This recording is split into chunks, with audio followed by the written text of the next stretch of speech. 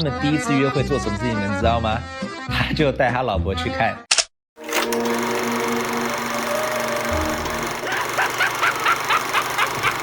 胡适之胡适，说尽天下事。大家好，我是胡适老师，欢迎收看《胡说》。台湾政治人物何其多，但如果要讲到一个最具话题性、最好笑、长相最容易被人家记得、最像恰吉的，那自古以来只有一个人，就是我们的王世坚。真男人哦！今天我就要以编年史的故事、编年史的方式来交代汪世坚的历史故事。Let's check it out。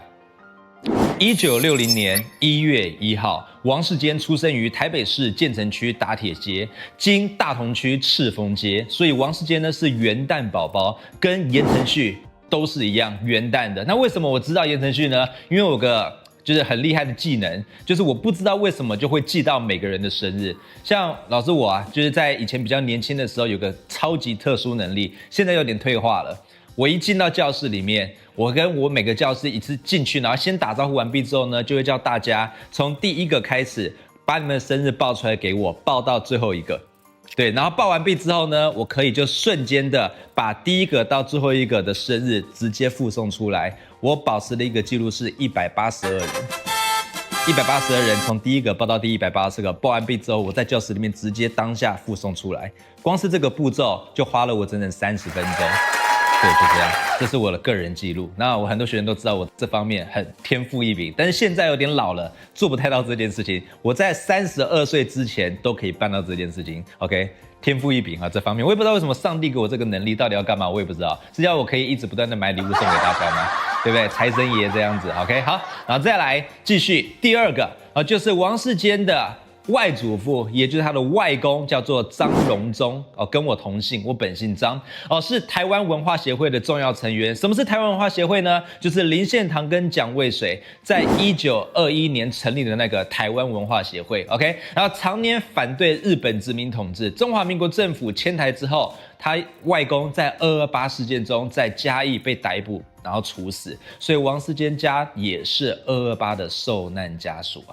他的家族以及发迹主要是在士林以及北投地区。然后王世坚的爷爷本身从事废五金买卖的工作，然后因此呢，跟建筑业以及相关产业，像是钢铁啊、水泥等都很有关系以及资源。但是王世坚的爸爸他是没有继承家业的，他爸爸后来去做金融业了。讲到王世坚爸爸的故事，他老爸叫做王明德。就读于国立台湾大学期间，受教于谢雪红。谁是谢雪红呢？王永庆的女儿，不是，那是王雪红。这是谢雪红，她是哪一位？她是知名的共产党台湾分部的人士，228事件扮演重要的角色。OK， 以前老师在讲中华民国编年史有讲了228嘛，但是当时没提到谢雪红这个人他可以说是共产党在台湾这边一个重要角色。他后来呢有回到中国大陆去，然后在共产党担任要员这样子。OK， 谢雪红，对228事件就是我们课本里面都没有讲到，其实当时很多的那个内乱都是共产党台湾分部人士去把它给造出来的，这是你们都不知道的事情。未来有机会我们再讲吧。好，那再来，他参与了读书会，然后并且他的爸爸加入了中共台大法学院的分部，酷吧？所以台大里面有中共的分部哦。好，那再来，接着他爸爸呢涉入了基隆市工作委员会案因为发送了中国共产党基隆市工作委员会的秘密文宣，这个文宣叫做《光明报》，OK， 而被逮捕了，然后导致台北市基隆工会遭破获。然后再来省工组织瓦解，然后因坦诚案情，就是他爸被逮捕的时候自首了，坦诚案情，然后王明德被判处了感化教育，所以非常的轻。然后在王明德的同学陈英泰在一本书叫做《回忆见证白色恐怖》这本书里面有写到，林筹忠很紧张的告诉我，王明德出事被抓走了。王明德会参与这个组织被抓走，我是非常意外的，因为在我印象中他就是个纨绔子弟而已啊，怎么会来参加我们这种组织呢？不该是他这种纨绔子弟会做的嘛。OK， 然后再来出社会的王明德，我刚刚有讲到他没有继承家业嘛，他从事金融业，对，然后担任了台湾银行的高级主管。然后时间来到1966到1972年，王世坚就读于台北市中山区中山国民小学。然后于1972年到1975年就读台北市新兴国民中学。然后1975年到1978年就读于台北市私立在新高级中学，就现在的在新高中，就是很有名那个4大私校之一。然后时间来到1978到1982年，王世坚就读国立中兴大学应用数学系。所以王世坚 ，OK， 数学很厉害的好吗？这个人的故事真的非常有趣，你深挖之下就发现他很多事情根本你是你想不到的。所以我们不要从外表去判断一个人，虽然他的外表长得像恐怖片男主角，可是他这个人的专长以及他所那个厉害的领域，都是你也很难想象的啊！看完你们就知道。然后再来我们继续靠着在餐厅演奏小提琴，各位小提琴家应该外形都要怎样？穿着西装，打着领结，非常有气质，在那边这样拉，配上王世坚的脸。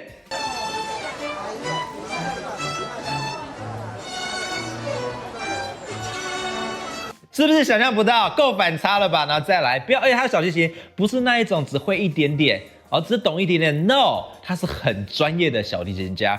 然后他在大学呢还教授小提琴，支付学费及生活费。小提琴的演奏非常具水准。时间来到1982年，担任日成营造董事长。来，我们来掐指一算，1982年他几岁？22岁，担任日成营造董事长。你22岁在干嘛？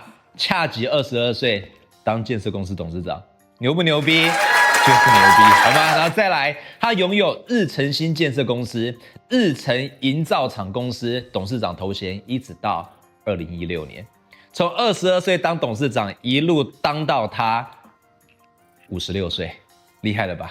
然后这里跟大家分享一个小故事，大家都知道韩国瑜跟王世坚之前在议会里面的质询不是有个 beef 嘛，有个纠纷嘛，对不对？不是因为要打赌，然后什么就是你怎样就给我吞曲棍球。我提醒你，记得把曲棍球吞下去。那万一我没有进土城看错是不是你吞球？所以他们有曲棍球之约嘛，对不对？王世坚说要赌就赌大的，没错吧？然后后来呢，韩国瑜发现了。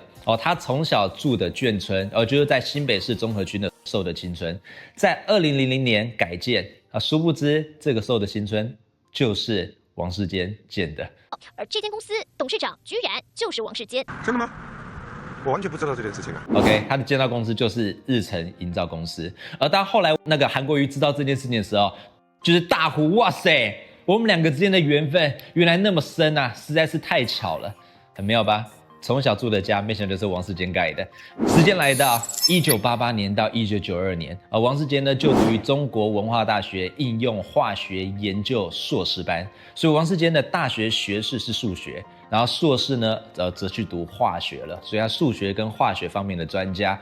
然后再来，时间来到1989年，与他的妻子林秀芬结婚，育有一子一女。这边再跟大家讲一个故事，王世坚跟他老婆1989年结婚嘛，结婚前是不是应该要就是约会，然后当个男女朋友，对不对？他们第一次约会做什么事情，你们知道吗？他就带他老婆去看恰吉的第1集，你们不知道这件事情对不对？然后他就去看，真的超好笑。可当时的王世坚绝对不觉得自己长得像恰吉，对，然后他给我带他去看恰吉第1集，然后说看完毕之后呢，两人感情急剧升温，所以他一直都很感谢，就是恰吉，他跟恰吉的缘分比他跟韩国瑜深更多。我真的觉得这件事情太好笑了。对，然后老婆在看恰吉这个电影的时候，看一看，很紧张，然后握着王世坚的手往旁边一看，靠北怎么在我旁边？就这样，带这样子的感觉。王世坚，你不要怕，我保护你，恰吉保护你，这样子，哇！我就觉得这个光小丽人太好笑了，因为恰吉结下的不解之缘，感情深到爆炸。1995年，他与数十位业界人士共同创立了一个知名的广播电台，只要你是7年级生、8年级生，一定都会知道。台北之音，想不到吧？台北之音，王世坚创的，是不是一个非常有气质的音乐频道、音乐电台？王世坚就说他就是个音乐人，小提琴，恰吉拉小提琴，恰吉拿着刀，戳没有，就是拉小提琴。我觉得他太有趣了。然后再来，在绿色和平电台呢，他还有主持节目《台湾向前行》。那王世坚呢，在这个节目里面演奏小提琴，然后曾在台北之音的乡琴重奏团担任小提琴的乐手，是不是啊？所以不要觉得看到王世坚只想到我们的巴黎 no，小提琴家 ，OK， 反差到爆。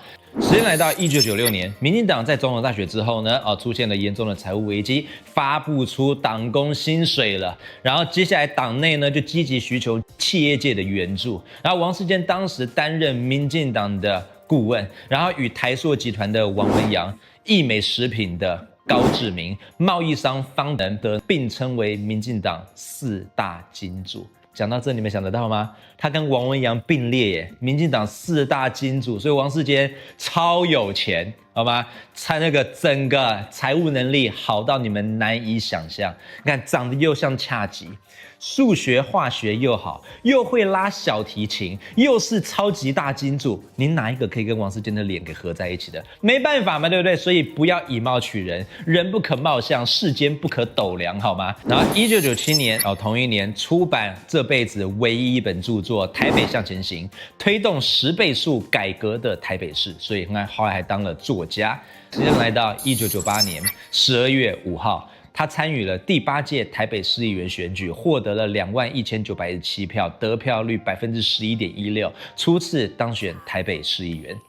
时间来到西元2000年的10月份，王世坚以新台币6000万元从中国国民党党籍的台北县议员陈景定手上购买了《自立晚报》100%的股权，然后并出任董事长。接手时，其政商背景遭各界严厉的批判，因为毕竟他是政治人物，又是商业人士，然后结果又拥有一家媒体，那这样是不是就容易被批判？因为他这个政商背景就会让他的媒体可能不会那么中立，可能《自立晚报》就这样子会偏向绿的，所以会被大家给批判。然后在那个年代这样子，然后你看到当年那个6000万有多大？所以王世坚的整个财务实力是不是深不可测？我们时间来到西元2001年的2月份，王世坚呢将《自立晚报》的员工工资减半。你看，才刚当董事长1年就把他的员工工资直接减半，所以这个老板会被大家讨厌哦，在当年。然后再来3月6号，王世坚以经营方向有误为由辞去了《自立晚报》社长职务，退居了幕后。7月，自立晚报工会发动抗争，指控王世坚从上任之后就积欠薪资，并且呢，劳保跟健保费也都没有帮他们付。7月26号，王世坚以新台币1000万元将自立晚报转让给中医师兼绿色和平电台董事长张福泰，然后由张福泰继任董事长。然后自立晚报的财务状况仍不见起色，然后甚至发生王世坚跟张福泰互相指控欺骗都不认账的争议。那讲到这边，王世坚的那个投资能力是不是应该打个问号？6000万买来，1000万卖掉，这叫什么？追涨杀跌，韭菜一枚。OK。9月10号，自立晚报工会代表到台北地检署控告王世坚以及张福泰涉嫌侵占自立晚报员工的劳工保险、全民健保费超过新台币800万元。尤其是前董事长王世坚掏空了资产。可是我做了12年，我今天得到的是什么？是资方无情的糟蹋。员工们说，资方分别从2001年的1月及3月开始没有帮员工缴交劳保及健保费，然后造成员工无法换发全民健保卡，然后而且资方完全缺乏了解决的诚意，然后员工权益受到严重的侵害。王世坚回忆，当初自立晚报经营人入不敷出，然后他还独自掏腰包赔了新台币1亿多元。如今员工想要恩将仇报，他感到相当无奈啊，所以他亏的不只有6000万变1000万，他还自掏腰包又赔了1亿多元。所以大韭菜王世坚，王韭菜一枚，恰吉韭菜。时间来到2002年12月7号，参加了第9届台北市议员选举，获得16636票，得票率9.41%，连任2届成功。时间来到2003年，王世坚被财政部台北市国税局发现所得税未纳入国泰世华银行定期存款利息，然后与子女名下的存款利息收入，然后追税加罚还总计新台币14万元。然后王世坚提起了行政诉讼，他主张他的定存单是由银行扣款的，由银行扣留的，然后已经到期而未获换单通知因此认为定存单已失效，没有利息收入。好，这是他主张的，所以他打了行政诉讼。然后时间来到2004年，大家应该都很好奇，王世坚台版恰吉的名号到底从什么时候出来的呢？哈哈，我来告诉大家，他这个绰号呢就始于2004年。当时的台北市议员侯冠群跟记者聊天的时候聊到了，你不觉得王世坚长得很像恰吉吗？他就开了这个玩笑，然后这个神比喻原本只是在记者里面这样流传着，没想到这一年开始在网络上也这样流出去了，然后大家都觉得靠，真的很像王世坚从此就与恰吉结下了不解之缘，与他的形象呢画上了等号，所以呢，要怪就怪侯冠群，好吧？时间来到12月11号，他参加了第6届的立法委员选举，也就是第一次参与立委选举，然后在台北市的第2选区获得了65027票，得票率11.05%，初次当选立法委员。时间来到2005年4月26号。就是很多位包含王世坚在内的泛绿立委带领的群众抗议连战进行中国大陆和平之旅，然后于中正机场，就现在的桃园机场引发了流血冲突，然后一行人随后呢就被航警局依妨碍公务移送桃园地检署，然后泛蓝阵营的立委将冲突归咎于王世坚，而王世坚则指控冲突是因为泛蓝的支持者以及黑帮所引起的，跟他没有关系。时间来到9月21号，卷入绯闻案的台北市政府民政局局长何鸿荣请辞获准，然后立刻到了台北地检署控告王世坚公然侮辱罪以及加重诽谤罪，王世坚则控告何鸿荣诬告罪，并与何鸿荣的妻子爆发口角。王世坚大骂何鸿荣没人性，我只是质疑他带女秘书出国是否妥当，没有人身攻击，连他自己都没有否认，为何不在家好好反省，却拖累小孩妻子下水，这才是不道德，没有人性。何鸿荣的妻子回骂王世坚的行为已经伤害2个家庭，你骂人厚颜无耻，人在做天在看。讲到这，各位有没有觉得有点好笑啦？王世坚骂何鸿荣什么？带女秘书出国，质疑他感情不忠，背叛家人，没错吧？所以我们讲说我们在做一件事情，在骂人的时候呢，一定要想想这个回力镖会不会在某一年某一天的时候打到自己身上。因为大家后来都知道王世坚干嘛，他不是带女秘书上摩铁然后被拍到嘛，对不对？所以呢，他骂的东西后来就回到他的身上。何先生只是带女秘书出国，王世坚他只是跟女秘书溜进摩铁，哪个比较厉害说不定何先生是出国去外面的摩铁嘛，对不对？就这样。好，那至于这种摩铁事件，后来我们再讲吧。OK， 9月30号。王世坚针对李敖神咒文化之旅，王世坚在立法院大骂李敖，李敖死了。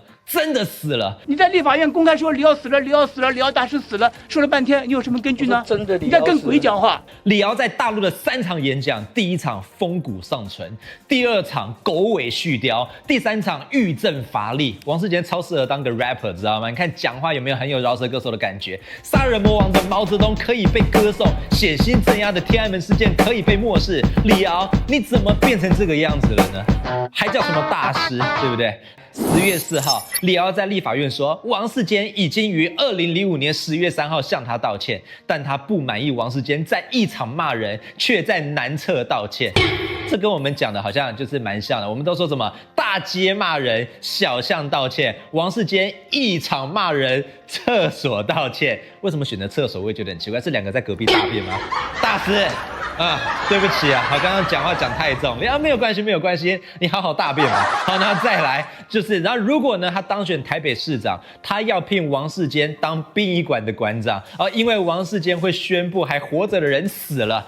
我李敖当了台北市长，请世坚做殡仪馆的馆长，因为你可以宣布别人死了。王世坚则跑到李敖办公室声称，他根本不是来跟李敖道歉的好吗？他是来借卫生纸，没有啦，这开玩笑。好了，再来，而是为了李敖在 call in 节目涉嫌诽谤他买票一事，要求李敖道歉。然后李敖驳斥，他没有说王世坚买票吧，只说王世坚的手下买票。然后李敖离开办公室前，摸了王世坚屁股一把，捏他一下，这样子得意的说，我又消灭了一个小笨蛋，小笨蛋王世坚，摸他一个屁股这样子。OK。所以2个有激情激情四射因为李敖是我从小我就读他的书长大的嘛，他在我心目中 icon 海凯，就是他是我启蒙者。李大师，我当时讲的话太重了，太过了。其实你没死啦，对我来讲，你永远不会死，你永远在我心里面是活得好好的，而且我在心里面帮你供了一个牌位。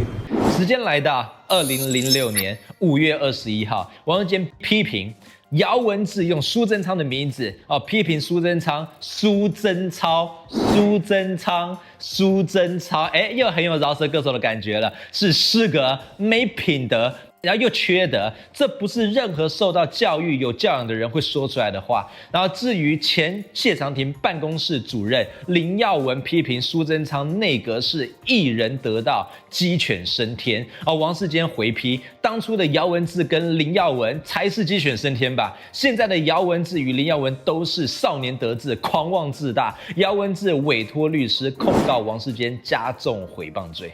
时间来到5月26号。王世坚呢，他为了关说占用骑楼且不服取缔的台北市和平东路3段一家海鲜餐厅，王世坚当场质疑台北市政府警察局的大安分局警员刘英杰，说他收了其他餐厅业者的贿赂红包而选择性执法，然后当众高喊警察收红包不过目击者则痛骂王世坚强势欺人，要还给刘英杰公道。6月1号，王世坚呢独自前往了台北市政府警察局大安分局接受侦讯。在侦讯过程中，王世坚频频的接电话，表示自己超忙的，还向警方表示我要开会啦，就是不要侦讯，我拒绝侦讯，要警方将全案移送法院后呢才会到案说明。然后正式制作笔录前，王世坚说已将民众的检举资料跟证据交给了法务部调查局，然后有85%的警员都有收手红包，然后警方的传唤通知书1天内送交到王世坚家里。他希望台北市长马英九能将这种高效率用在市政建设上但正式制作笔录后，王世坚又改口说他不认识海产店老板，他只是单纯的接受民众陈情而出去处理警方有完整的搜证录影带，届时由法院认定他是否妨碍公务即可。王世坚在大安分局停留约半小时后就离去了，然后警员痛斥王世坚作秀，藐视警察，把警察当猴子耍呀。然后8月4号，台北地方法院依侮辱公务员罪判处王世坚拘役50天，然后得1颗罚金新台币45000元定谳。王世坚痛批全案已沦为了政治斗争，判决结果对他不公平，他觉得也莫名其妙，当然不会上诉。同日呢，休假的刘英杰警员则回应，他要争的只是真相与警察的尊严。然后在2006年的8月12号到2009年的9月9号期间台湾爆发了一件大事，就是100万人民上凯达格兰大道干嘛呢？倒扁运动。因为陈水扁的海角七一事件，施明德带领阿扁啊落胎，阿扁啊落胎。因为我的学校在台北市立师范学院，现在的台北市立教育大学就在凯达格兰大道旁边，所以当时我每天上课的时候，听到外面有一队红衫军在大喊这个东西。而王世坚呢，就在那个期间指控了倒扁运动总部顾问许博允，他为倒扁运动期间呢赴中国报告倒扁成果，所以他是中共的密使。然后许博允呢与倒扁运动总部指挥施明德则控告了王世坚诽谤罪。所以我们故事到这边，王世坚到底已经被多少人控告诽谤罪了？对，他的司法案件跟馆长差不多多有的拼的好吗？8月17号，针对100万人民倒扁运动，王世坚批评施明德，我真的恨不得施前主席干脆在25年前被蒋经国枪毙算了。25年前什么事件？就是美丽岛事件。施明德当时不是在法庭上在中间插着口袋微笑吗？历史课本上都看得到嘛，对不对？施明德长得跟谁一模一样？毛利小五郎。所以这个 beef 是谁跟谁的 beef？ 毛利小五郎大战恰吉。沉睡的毛利小五郎 vs 恰吉，所以恰吉在小五郎沉睡之中拿刀刺他，好，然后再来，他干脆当台湾的英雄，让世世代代台湾人纪念他。王世坚甚至说，如果施明德要自焚，他会仿效台湾霹雳火刘文聪，带着一桶汽油及一只打火机陪施明德自焚，然后我们陪他嘛，你要静坐我就陪你坐，你要绝食我就陪你绝，你要自焚你就自己自焚，没有你要自焚没关系，每个人汽油一桶，打火机一个。刘文聪，大家知道是谁吗？不知道的话，请看这个。我厝内底个骨头汤汽油，骨头起啊烦恼火，你若是甲我母俩讲起来，我就送你一桶汽油，一支烦恼火，我另外加送你一大鸡两个啊。OK， 所以王世坚真的很好笑，他真的很有梗，我觉得。8月21号，王世坚召开记者会，指控施明德接受了前东帝市关西企业总裁陈友豪馈赠的台北县汐止区一栋价值3400万的豪宅，然后指控施明德呢是陈友豪的打手，然后马英九的马前卒，施明德则认为名誉遭受毁损，然后提出民事诉讼，求偿新台币2300万元。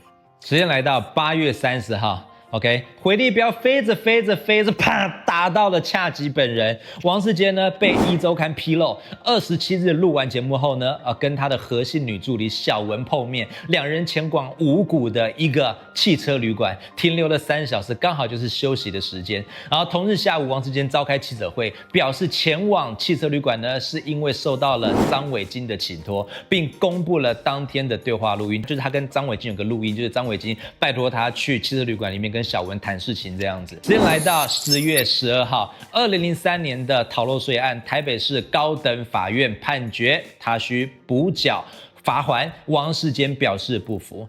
然后11月27号，王世坚与姚文智的案件，台北地方法院判决王世坚此等发言与立法委员的议事职权无关，超出了言论免责权的范围，然后属于无恶意谩骂，毁损姚文智的人格与社会地位，触犯公然侮辱罪，判罚金新台币9000元，还蛮轻的嘛。所以以他的财力，王世坚就可以一直骂，一直骂，一直骂，一直骂，一直爽，一直骂，一直罚。那罚的钱他又没有感觉，这样子对不对？所以台湾这个那年代要怎么骂就怎么骂，够有钱就可以一直骂，好吗？然后再来，时间来到2007年5月25号，台北地方法院判决了王世坚应赔偿姚文智精神抚慰金新台币10万元。法官认为，本案刑事判决确定时，事实即为社会所知悉，舆论自有公平，然后没有再登报道歉的必要。然后同一天，王世坚回应判决不公但我会服从判决，默默忍受。而姚文智则回应，这种赔偿金额等于是鼓励有钱人就可以干嘛呢？随便骂人。他没有说错，所以王世坚有没有因此而就是那个收敛？没有。继续骂下去，就继续赔下去就对了。8月14号，为了抗议马英九的特别废案于一审宣判无罪，王世坚跟他的支持者呢，带着时钟前往台北地方法院的大门口砸烂。为什么要砸烂？因为他要为司法送终。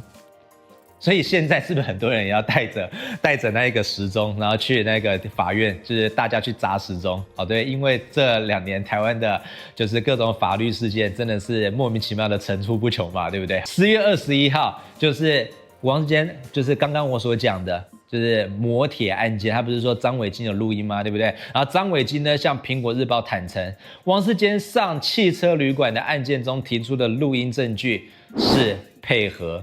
就是造假的。OK， 王世坚则批评此举为选举到了关键时刻你就来抹黑我，政治操作啦。10月25号，王世坚协同妻子召开了记者会，承认绯闻，所以是不是真男人？敢做敢当，然后同时指控张伟京受人利用，然后以及年代新闻台主播汪用和以及国民党候选人周守训炒作此事件，这都是政治操作，想要让我选不上，是不是？对，但是我坦诚，我就是外遇啦，就这样，敢做敢当，真男人。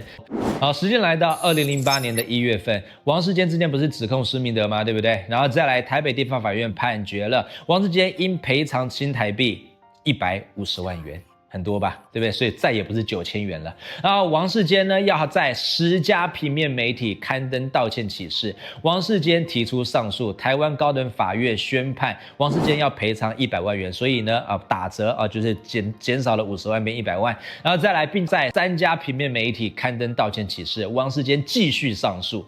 然后1月8号，立法委员选举前夕，身为候选人的王世坚跳海打赌他以跳海这个东西来打赌，国民党提名的8位台北市立法委员候选人将不会全数通过，不可能8仙过海的。如果过了干嘛呢？我就跳海。OK， 1月12号，王世坚参加了第7届的立法委员选举，这一届的选举比较不一样，因为他改制了就席次从225席减到113席，然后任期从原本的3年延长为4年，然后首次使用单一选区2票。然后王世坚呢，在这一次的第2选区，台北市第2选区获得了71119票，得票率45.79%，连任失败。1月14号，开票结果跟王世坚原本预期的相反，他没有办法连任。然后呢，国民党又干嘛？8仙过海成功啦，所以王世坚之前的跳海之约，他就必须要去履行了。但是我说过，他真男人，所以王世坚说，我一定会择日履行诺言。然后同时也批评马英九没有兑现社子岛的开发，并呼吁他履行切腹的诺言。1月15号，马英九针对切腹这件事情呢回应了，他透过竞选办公室发言人罗志强指控王世坚说谎驳斥，说我没有做过这样子诺言好吗？并解释他已尽其任内的职责，该做都有做到了。1月16号，王世坚呢，因为2005年他不是带人去中正机场，就是反对连战的大陆行嘛，对不对？当时的流血冲突事件，这个事情呢被桃园地方法院依妨碍公务罪，然后违反集会游行法处以6个月的有期徒刑。然后截至2015年，王世坚还在被列管中，无法申请前往美国的签证。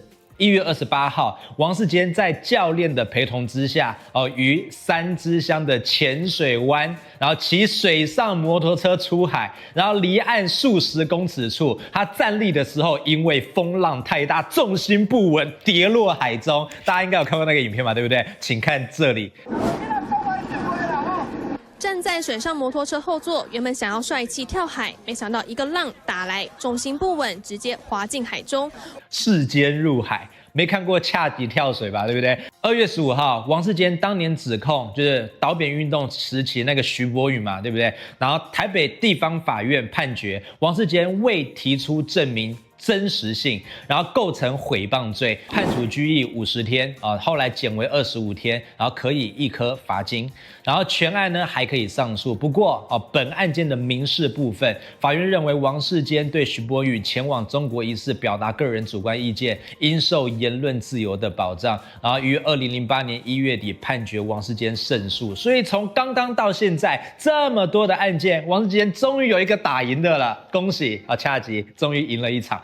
然后时间来到2009年6月26号，之前王世坚不是有诽谤施明德案件吗？对不对？然后最高法院判决王世坚败诉，需赔偿施明德精神抚慰金100万元，然后以及要在3个报纸《中国时报》、《联合报》以及《自由时报》头版刊登道歉启事1天，全案定验不得上诉。然后时间来到2010年1月27号，王世坚参加了第11届台北市议员选举，获得了24546票，得票率13.06%，第3度当选台北市议员。时间来到2012年1月份，总统选举前，王世坚表示，如果民进党候选人蔡英文落选，他将进行高空弹跳。然后后来呢，蔡英文败给了马英九。然后在选举之后呢，他积极寻找高空弹跳的地点。2月份宣布他要在北横公路的大汉桥为高空弹跳地点，但是公路总局不同意。3月6号，由于王世坚在台湾找不到合适的弹跳地点，后来呢，他就在3月6号去日本的千叶县母亲农场10层楼高之高台兑现了高空弹跳的承诺。一诺千金，诚信至上。不假思索，也没多想，直接往下跳。台北市议员王世坚为了兑现承诺，远赴日本搏命演出。跳下去的那一刹那是很恐怖的，可以说是一阵昏眩。但是我一想到要回来执行郝龙斌，我马上就醒了过来。所以王世坚的故事到目前为止有发现吗？打官司几乎不会赢，然后只要是他跟人家呛虾对赌，他一定输，很莫名其妙。扶龙王就是扶龙王 ，OK， 都扶对手的。时间来到2014年的4月1号，愚人节当天，太阳花学运期间，王世坚呢跟同党的市议员徐家清带领了民进党的立法院党团，然后去现场声援占领立法院的学生，然后与白狼詹乐率领的群众对视，王世坚他站在前面，喊出一个他的经典名言 ：“Over my dead body。”如果要进立法院 ，Over my dead body， 先跨过我爸的尸体，不是啦，跨过我的尸体 ，Over my dead body， 不是 dead body，OK， 先跨过我的尸体再过去吧。所以这个是一个经典，所以请看这里。今天要进入这条路，必须踏过我们尸体了。Over my dead body。然后7月15号，王世坚说，无党籍台北市长参选人柯文哲第一次选举就碰上了国民党的参选人连胜文，不必在乎一些枝微末节的事情。柯文哲辅选，即便对民进党议员不公，我们也应当接受。他说他不迷信母鸡带小鸡的做法，这柯文哲说的。然后况且呢，监督市政本来就是天职，7分支持也要有3分监督。所以王世坚说，即便柯文哲后来他当选了，然后他跟民进党比较亲近，但是王世坚呢还是要干啥？就是尽监督的职责，不能因为我们颜色比较接近，我就不监督你，因为监督就是我们议员的职责。所以王世坚是不是？我真的觉得他就是当议员，他真的是一个很尽责的，而且全台湾史上在议会质询最搞笑、最有梗的，永远都是王世坚，不会有人可以超过他了。送礼物送了一大堆嘛，对不对？后来我会帮大家整理他送了哪些礼物。9月3号，王世坚再度被《壹周刊》爆料。8月20号晚间离开台北市议会后，然后接小文至蘆洲的一间汽车旅馆。画面中的女子有点眼熟，没错，她就是王世坚的前助理小文。快步走向黑色轿车后扬长离去。不过更巧的是，车主就是王世坚，两人还直接开到蘆洲这家汽车旅馆，3个小时后才出来。有发现吗？他换地点了。上一次在五股被逮到，这一次我换到蘆洲，总不会有事了吧？殊不知，又被逮到，然后又在旅馆待了3小时，然后送他回大同区蓬莱里里长父亲办公室。当日的上午，王世坚在议会道歉。我做错了，我向社会大众道歉，然后我向我太太道歉，我向我家人道歉，我一定会深切的反省，我会尽全力完成这个任期，社会交付我的任务，然后而且这段期间内，我不会再主动从事任何竞选活动，我静候大家决定我的去留，谢谢。我做错了，我向社会大众道歉，更向我太太、我的家人道歉。我一定深自反省。但讲到这，我们必须要称赞一下王世坚。虽然他劈腿是不对的，可是他始终跟同一个劈腿，是不是也是一个专情的象征？没有错吧？就自始至终都脚踏2条船，同时都脚踏2条船，深情啊，对小文是不是真爱？有没有？所以老婆可能就因此原谅他了，说你好像也蛮专情的嘛，对不对？只是对别人比较专情，好吗？真男人 ，OK。然后再来据说他到现在好像都没有跟小文断绝关系，我不知道有没有，好像我记得好像是没有。所以你看自始至终10几年来都跟同一个人，是不是蛮感动的？坚贞的爱情，鼓掌。好，然后再来。11月29号，参加第12届台北市议员选举，获得25102票，得票率12.7%，第4度当选台北市议员。所以各位，我们从这边就可以看到一件事情：选民们有没有因为王世坚外遇就唾弃他？没有，继续支持他。而且我们比照前面得票率有变低吗？没有，继续维持着一个档次，而且还稍微的变多一点。所以代表他的真情、他的专情获得了选民的支持，再次鼓掌！真男人专情啊，世间情是不是值得效仿？没有，就是值得称颂。没有，对，总之鼓掌就对了，不要讲太多，鼓掌 ，OK， 为爱鼓掌。时间来到2015年的9月份，王世坚不满出身深绿家庭的中华琉球研究学会秘书长张伟山认同自己是中国人，在接受三立新闻台采访的时候，怒批张伟山为敌国助威，应该被斩立决。掐吉又来了。时间来到2016年6月11号，针对洪素珠事件，自称是公民记者的洪素珠嗓门开始越喊越大，不要你们中国人在我们台湾，很简单，远一点，很简单，你们滚远一点。张伟山呢在微博说，在台湾大多数的天然毒的眼里，任何与中国有关的人事物都应该滚回中国。这些煽动仇恨以及对立的人，就是取得政权的王世坚等台独政客。他们的和解是要逼迫所有人认同他们的想法，非我族类，其心必红啊！所以当时是不是就有这样的状况发生？只不过在现在的台湾，这种状况更严重了嘛，对不对？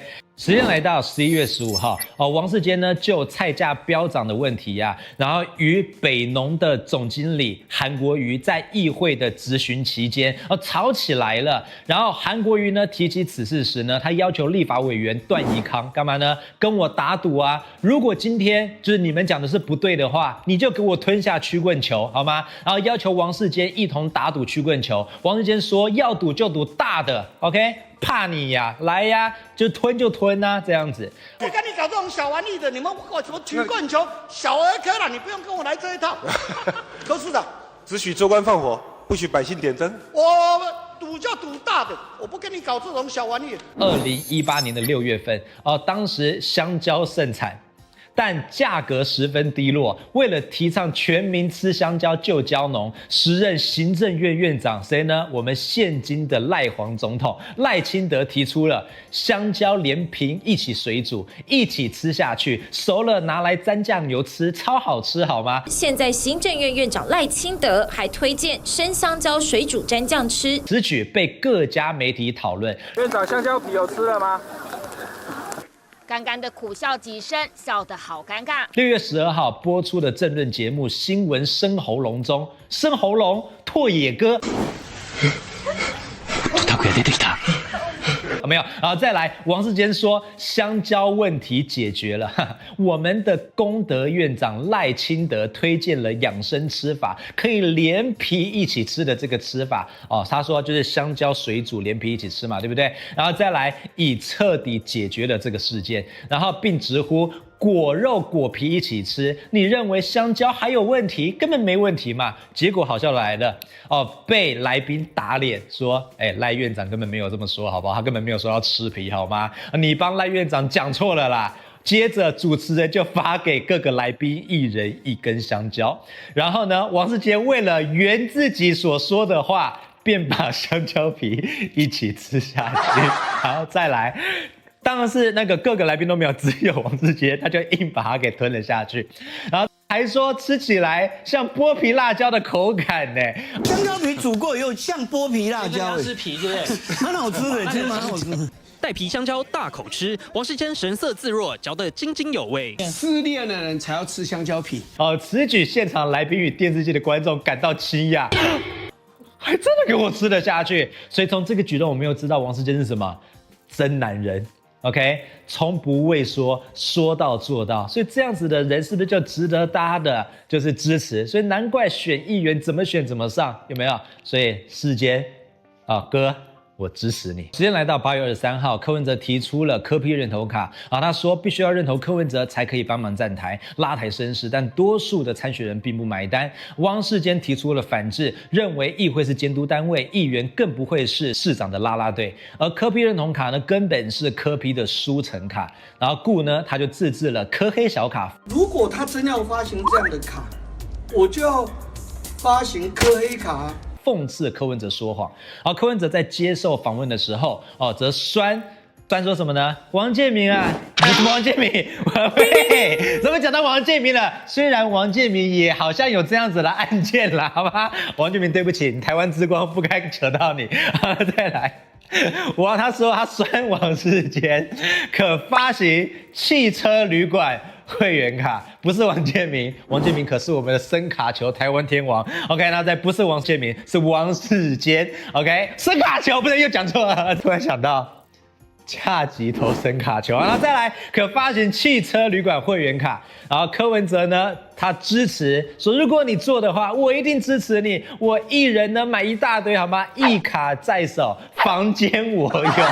柯哲超好笑啊！针对柯文哲的失言，然后柯 P 认同卡与柯黑小卡的公共事务讨论，那反而制造了话题讨论私事。王世坚感到不满，批评柯文哲什么呢？你是个失格的市长啊，表示柯黑卡贪的是市长问题，而柯文哲呢，你却讲这些543有的没的，台北市有你这样的市长，实在很悲哀啦。但是我觉得好像自制这个小卡不错呢，对不对？一卡在手，房间我有，对不对？然后邀请苹果日报一起来开一下房间，这样在旁边直接让你们拍啦，好不好？我就可以被 swag 签下来了，好吗？然后9月7号，王世坚指控台北市长柯文哲呢亲近中共，批评柯文哲的市政荒腔走板。最后他引用林肯演讲劝谏柯文哲，祝福柯文哲珍重，但是不见，希望下一任到市议会自己也再也不用咨询柯文哲，就是他预祝柯文哲失败，就连任失败就对了啦。然后柯文哲则说，哈哈，你会失望的。珍重，但不见。我希望我下一任期再进到议会的时候，你已经不是我咨询的对象，所以柯市长，你会失望的。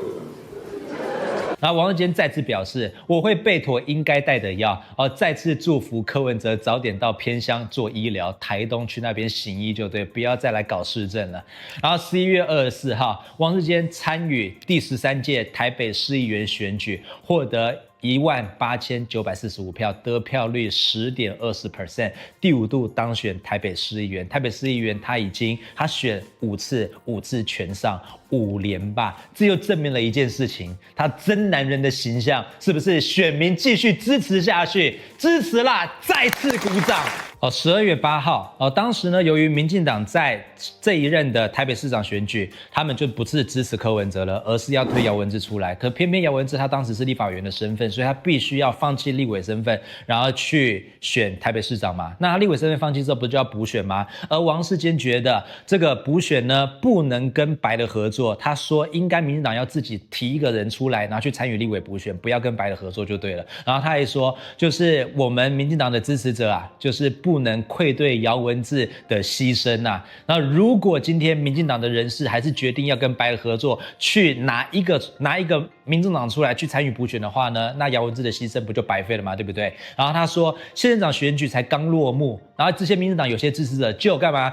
幻想着要与柯文哲合作，背弃民进党追求的理想跟理念，所以王世坚觉得不妥，不能这样子，不能牺牲姚文智，好吗？姚文智才刚牺牲，姚文智尸骨未寒的时候，我们民进党就用大花轿就要把柯文哲抬进来，这像话吗？时间来到2019年的2月20号，世新大学公布了2020年总统选举民调显示，不论各种组合，总统蔡英文的民调皆输给高雄市长韩国瑜，也输给了台北市长柯文哲。但柯文哲当时其实没有要选啊，是那个世新大学自己做了一个民调，把柯文哲拿出来做比较这样子。然后再来，王世坚当天啊，在3立电视台的政论节目就是要客诉上扬言，若蔡英文连任的话呢，他将跳海庆祝。如果蔡英文总统连任成功，我理当跳海庆祝。所以他又打赌了 ，OK。6月19号，王世坚呢，在当天晚上现身台北声乐影城恰吉的全台首映会。大家都说我跟恰吉很像啊，这是一个黑色幽默啦。恰吉跟我基本上都是好人呐。嘿嘿，预计7点30分开始的手运会，他6点30分不到呢，现场就涌进了排队人潮。王世坚呢，则一起看恰吉，很多人到现场要跟真人恰吉拍照，所以王世坚绝对是这个世界上最佳的电影代言人，你找不到比他更适合当代言人的人，好不好？就是本人直接演出。好，然后再来，不少观众就跟他一起拍照嘛，对不对？然后现场大批粉丝抢着就跟他一起合照，高喊王世坚加油！众人的热情令王世坚展露腼腆的笑容。另外王世坚也说，他30年前就刚刚我讲的，他跟老婆第一次约会就是看恰吉，然后看完之后，老婆就干嘛呢？对他好感油然而生，因为毕竟跟电影明星在一起。多么光荣啊，对不对？30年前，我跟我太太恋爱的时候，我带她来看第1集。那时候我就是希望借着这个恐怖气氛啊，能够把感情急速升温了。果然我的计谋得逞，所以谢谢恰吉啊。时间来到2020年1月11总统大选开票结果，蔡英文大胜。现任总统蔡英文还有副手赖清德以817万票的超高得票数写下了历史，赢得胜选。所以谁要跳海了？王世坚。所以是不是福龙命格？只要打赌的那一方就绝对会被他给扶上去就对了。然后2月5号，因为2019年冠状病毒247名滞留大陆武汉市的国人啊搭机返台，这是当时宣扬大波，因为马英九政府当时就要让他们返台嘛，然后王世坚就怒批，那这不会造成疫情破口嘛，对不对？而当时徐正文就说，就是返台者的实际数字比救援名单多出了3人，其中1人呢还疑似就是确诊病例。然后接着当天晚上，王世坚呢于政论节目《评论无双》录制时，徐正文也在现场，然后徐正文就直接呛王世坚等这些人回来，我可以单独跟你论战，好吗？不用在那边跟我这样吵来吵去的，好吗？然后王世坚就不爽，然后回应了，就是你在那边哭哭啼啼，以人道之名谴责我们政府，台湾社会就是不对。然后后来双方就互呛，呛到现场尴尬，节目呢就停止录制了。议员，等这些人救回来，我可以单独跟你论战。我们不要在这边那么多的口水，不要那么多的口水，不要人道之名，你在谴责我们政府，讲这些啦。你现在你有本事你来救啊！你那么有尬死你来救啊！中共政协，你才有来借啊！你没尬死啊！你是中共政协，你才应该只有口水。当时这个事件我在馆长那一集节目也没有讲馆长也是不断的在挞伐这件事情，说如果敢让他回来的话，造成我们家人生病，我一定要干嘛呢？就是拿刀杀了你们国民党人。然后后来不是就村长詹家村就提告说馆长恐吓馆长叫纳粹嘛，对不对？在馆长的节目也有提到，所以可以去看馆长那一集。好，时间来到3月13号早上，王世坚私下前往了兰屿，实现蔡英文若选上他就跳海的诺言。然后他在3月15号呢，将影片公布在脸书上。诚信至上，耶！民主胜利，台湾万岁，耶！好，呼完口号，王世坚助跑跳下海，人生中2次跳海。时间来到2022年的11月19号，就是节目主持人朱凯翔询问是否延揽王世坚加入民众党，柯文哲笑说：“可以呀。”王世坚后来受访时表示，柯文哲3年前成立民众党，当时他就说，骗子的终极目标就是成立诈骗集团。柯文哲的好意，我敬谢不敏啊，我是不可能去当柯文哲的车手的。柯文哲他的好意，我敬谢不敏。我不可能去当车手的。时间来到11月26号，王世坚参加了第14届台北市议员选举，获得了29796票，得票率16.6%。我也谢谢那么坚定的我们民进党的支持者们。各位有没有发现一件事情啊？他之前的得票率都不会超过11%，而这时候呢，已经达到了16.6%，增加了5%。OK， 是当时的第1高票，第6度当选台北市议员，所以参加台北市议员6次全部选上，票数越来越高，民众越来越爱他，一定是恰吉的上映，他站台这件事情为他的就是人气就是增添了不少，对不对？很多恰吉的粉丝都忍不住要投给他，他的粉丝一大堆，有没有？就这样，所以像恰吉是有好处的。时间来到2023年的1月7号，王世坚参加了沙台娱乐所出品的岩上王世坚哦，其中担任岩上大将军的伯恩呢，在揶揄他的段子啊，后来引起了不小的争议哦，因为他有把王世坚他外遇助理小文的事情拿出来讲，王世坚让在旁边尴尬陪笑。那虽然王世坚是在跟女助理偷情，但我觉得他真正想要做爱的对象是柯文哲。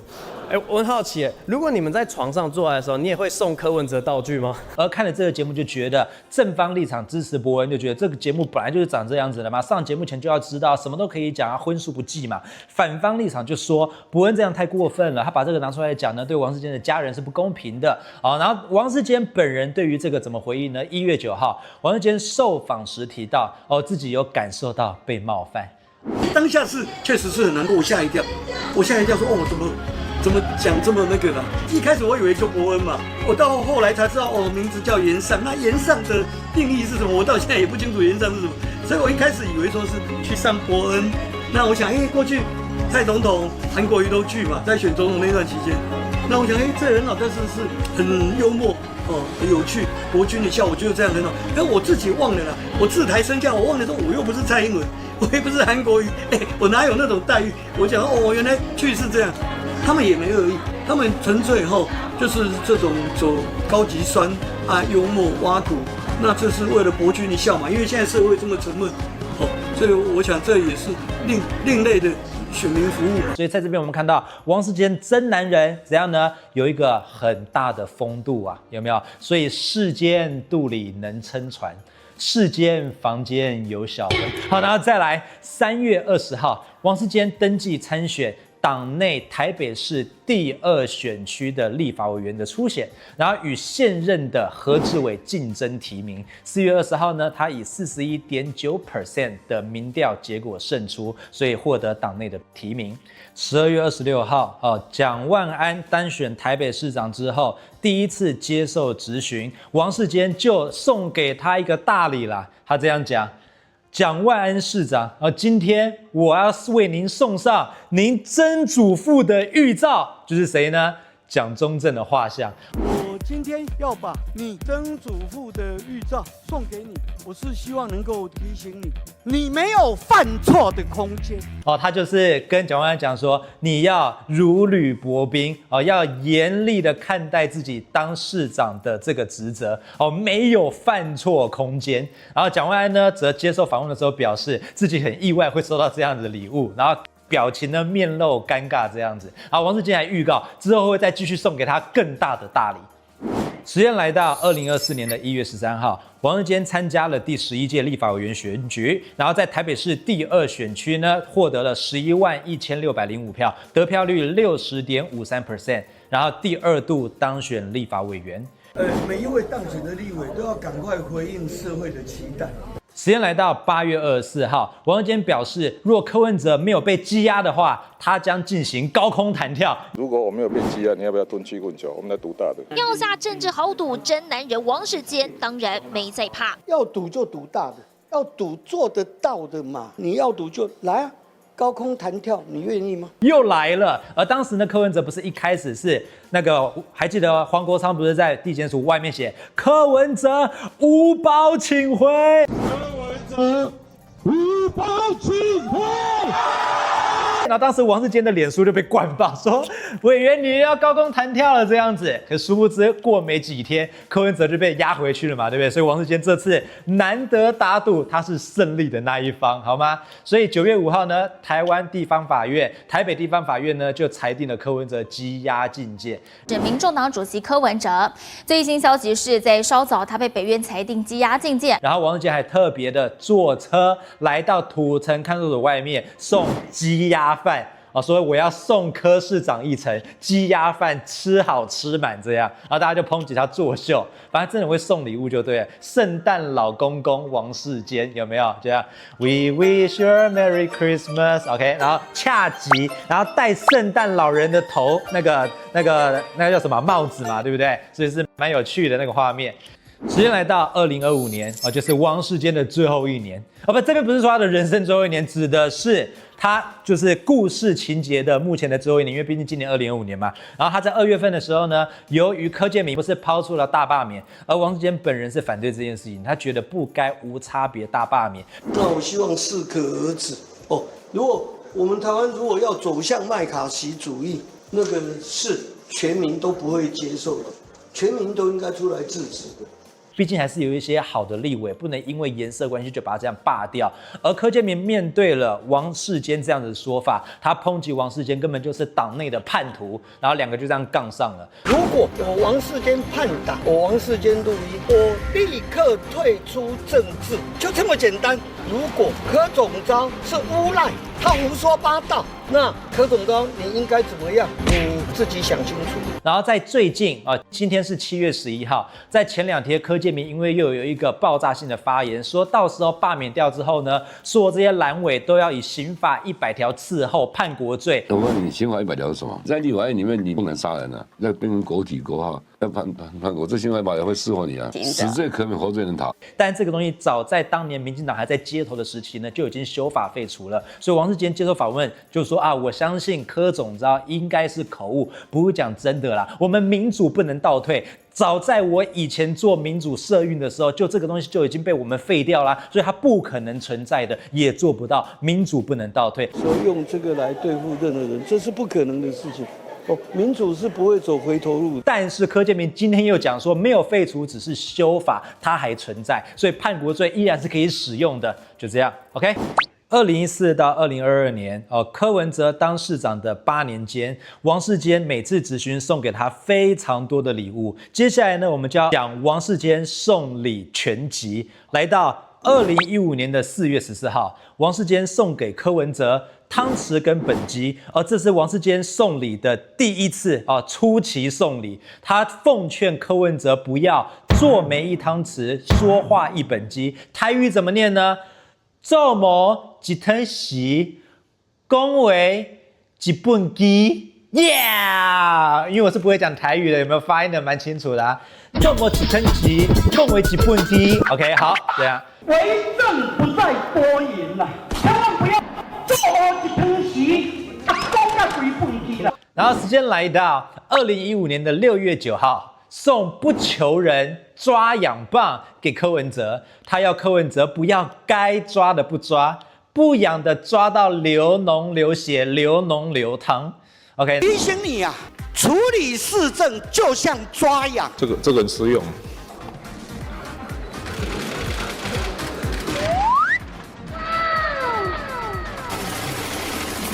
然后再来。2015年的9月19号，送国王的新衣。他讽刺柯文哲是没有穿新衣的国王啊，裸体柯 P。文化局啊，还差一点弄出一个裸体摄影，所以我今天特别准备了这本安徒生童话《国王的新衣》啊。然后在2016年9月20号送运动毛巾，他要柯文哲反省，因为你只在乎你自己。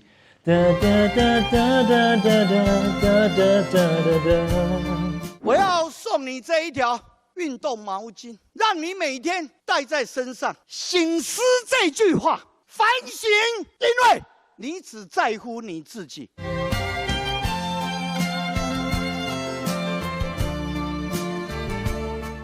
然后再来，2017年的9月19号送香炉，他批柯文哲不是北港香炉，你是人不是神，不要人人差好吗？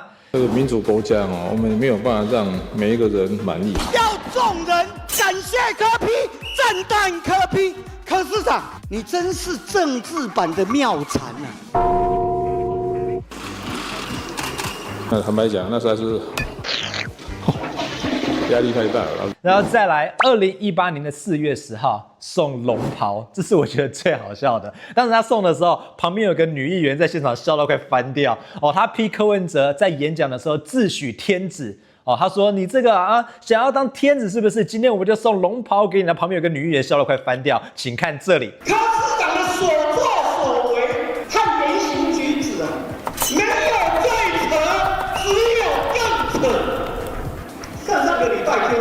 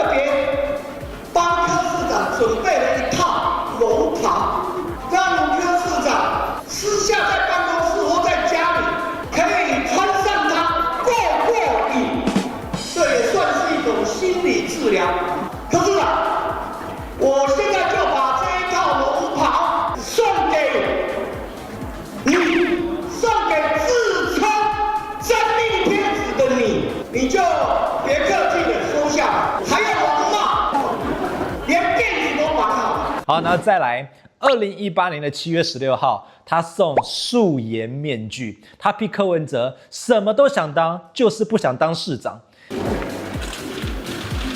柯市长每天生蛋净末床，什么都当，就是不当市长。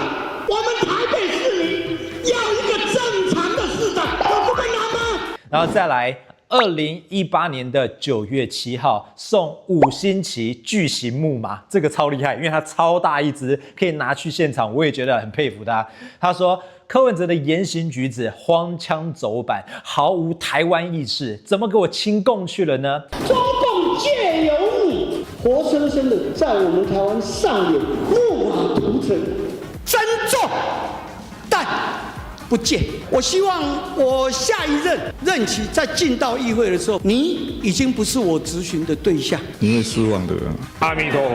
然后再来，2019年的4月10号送行李箱，他批柯文哲只是疯着想选总统，根本无心市政，可以拿行李箱打包离开了啦。2天柯市长向市府请假去陪妈祖绕境，今天柯市长向妈祖请假来做施政报告，信众们消妈咒，柯市长消中痛，台北市民都还没生气，你生气什么？这种脚踏2条船、假挖来碎挖的行径，是对台北市政最大的伤害。所以，我今天准备了这个礼物——行李箱，让你打包用。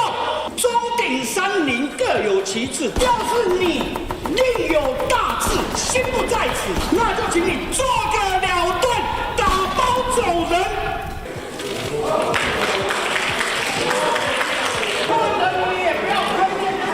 然后再来，2019年的6月10号送《孙子兵法》，他要柯文哲熟读《孙子兵法》，别再敌我不分。台湾跟中共是敌人不要分不清楚好吗？敌我不分，对敌人龟缩，被敌人震慑，这不叫《孙子兵法》，这叫《龟孙子兵法》啦。正版《孙子兵法》送给你，你让我读了，我会更厉害也不好了。想问你说，你私人行人跑去哪里了？是去密会了谁？哦，我没有去汽车旅馆。汽车旅馆。然后再来，2019年的9月11号送刀叉，他批柯文哲主党派公器私用，吃人够够，家人告高，应该这样念吧？你不要用刀叉吃人够，对不对？你不要吃人够够。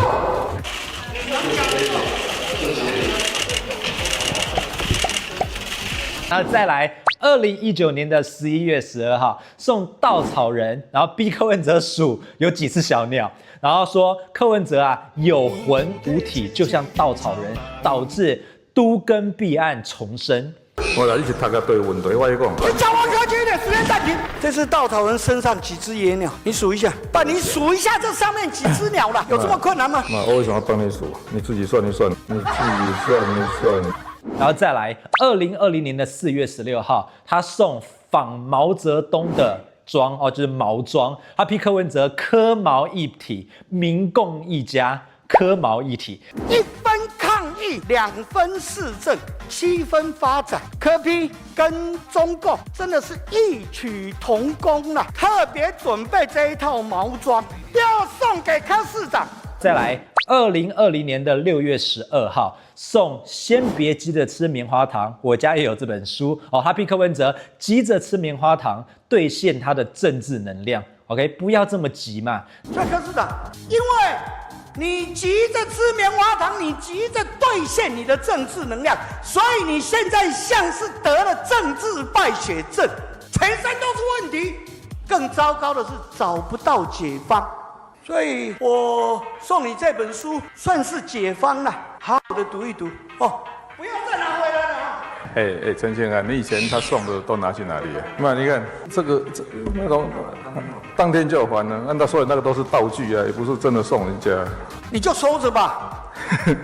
然后在2020年的9月16号，他送馒头、数馒头，还有再加一个锦旗。批柯文哲呢，当市长就在数馒头过日子，施政满意度倒数第1，等着下任就对了。前天下午上班时间，柯市长竟然跑去购物台当起推销员，真是令人叹为观止啊！从网红、党主席到购物专家，现在柯市长什么都当，就是不当市长。柯市长就是想方设法要逃出台北市，逃出绝命镇。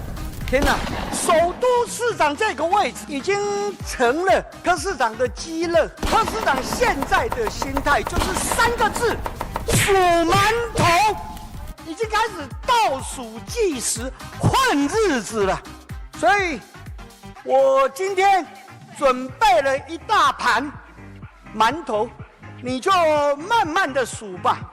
我今天还加赠柯市长锦旗1面，要提醒柯市长的丰功伟绩啦！全国第1刮胡倒数，用来提醒柯市长，你在台北市的成绩，你已经勇夺全国倒数第1。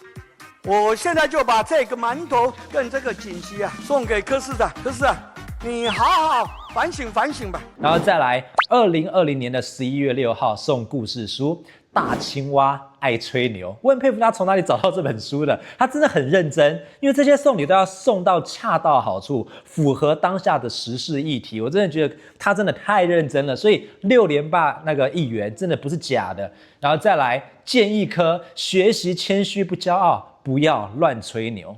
爱吹牛的青蛙，我希望你跟小朋友一样，学习谦虚。这只青蛙的肚皮会不会胀破呢？台北市政府，天哪，竟然成了柯团队的选举农场。台北市政府团队还是非常认真工作。时间来到2021年的4月8号，送柯文哲脚踏车，批柯文哲假借推广脚踏车之名，行销柯文哲之实。而脚踏车呢，顺道一讲，这也是刚刚从到现在送了这么多礼物，柯文哲第一个收下没有退回去的就是脚踏车。OK， 所以证明了柯 P 真的是爱骑脚踏车，因为他不是有从台北骑到高雄嘛，对不对？北高一日游骑脚踏车嘛，对不对？所以柯文哲收下了这个。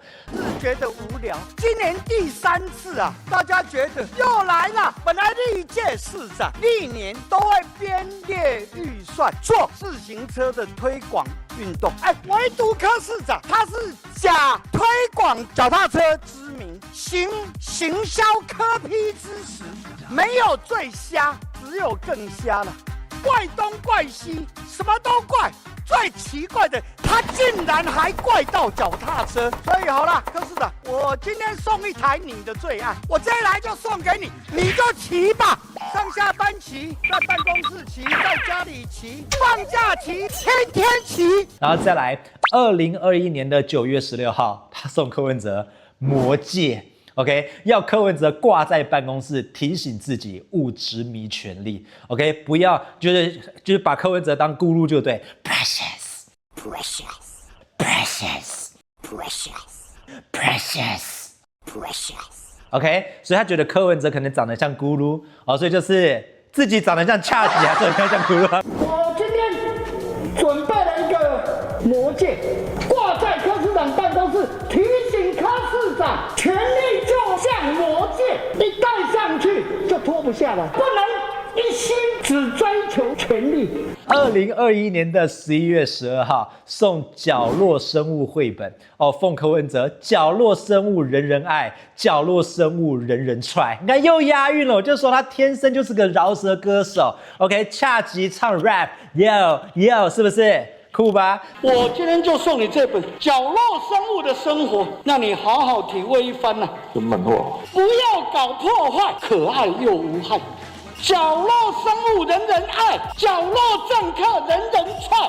柯市长，你手上你交出来的决议000。2022年6月9号，王世坚送柯文哲镜子，他要柯文哲承认错误，从中学习。他绝对不是叫柯文哲这样子哦 ，Mirror Mirror on the wall， 谁是世界上长得最像恰吉的人？王世坚的脸就跑出来了，这样子 ，OK， 所以不是这样子哦。我今天就送你这个镜子，我希望你透过镜子看看自己的灵魂，同时我送你8个字：承认错误，从中学习。2022年7月14号，他送柯文哲台东单程车票。